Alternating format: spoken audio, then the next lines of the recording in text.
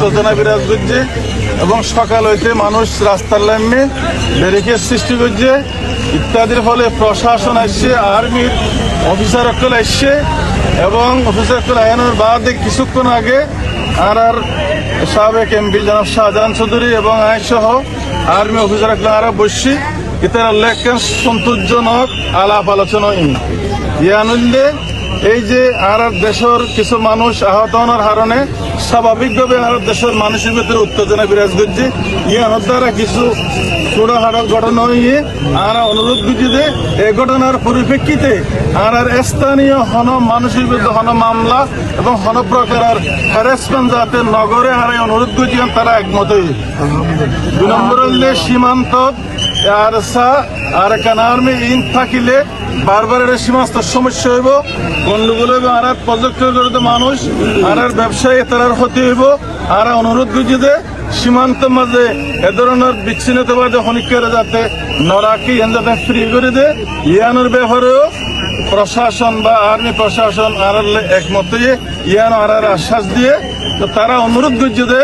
যেহেতু এই বিষয় ইনলের যথেষ্ট পরিমাণ তারা তো হাজ করা করেন এরা যাদের স্বাচ্ছন্দ্যে হাজ করিতে পারে আর স্থানীয় বা একটু যারা আছে আরা যার যার মতো করে আরা যাইবে তারা সুযোগ করে দিও তারার মতো করে আর জানমাল নিরাপত্তা ইতারার মতো করে যারা হাজ করিতে পারে আল্লাহ আর সুযোগ সৃষ্টি করে দিব আল্লাহ আর তারা অনুরোধ করছে আর বড় ভাই শাহজাহান চৌধুরীর মতে আসছে তাই ওরা আপনার কাছে একটা প্রশ্ন আছে ওনার কাছে করে নিব আমরা যেটা হচ্ছে যে সীমান্তের যে আর কোনো ধরনের গুলি যেন বাংলাদেশের সীমান্তে না আসে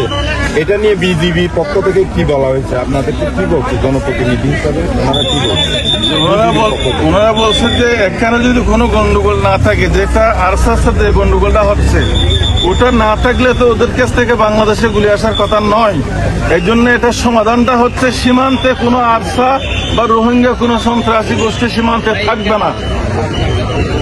এটা আমরা বলেছি ওনারা এটা আশ্বস্ত করেছে আর সকালবেলা যে সশস্ত্র গ্রুপ বাংলাদেশে প্রবেশ করেছে এরকম বিষয়গুলো হচ্ছে এই বিষয়গুলো রাষ্ট্রীয় এটা নিয়ে নিরাপত্তা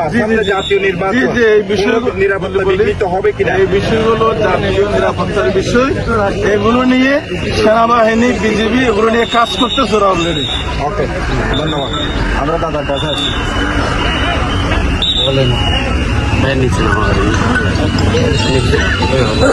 সবাই বিষয়টা আপনারা সকলেই অবগত আছেন।